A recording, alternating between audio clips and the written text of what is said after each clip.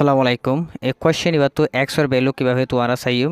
আর লিখিত হলি Kate of 1 2 5 ଯିବା ଆସିବାରେ 5 পাওয়ার 3 লিভারে এবারে x পাওয়ার দিলাম ওদো ইকুয়াল টু এবারে 25 ଯିବା ଆସିବା হইলে 5 স্কয়ার বাই 5 পাওয়ার x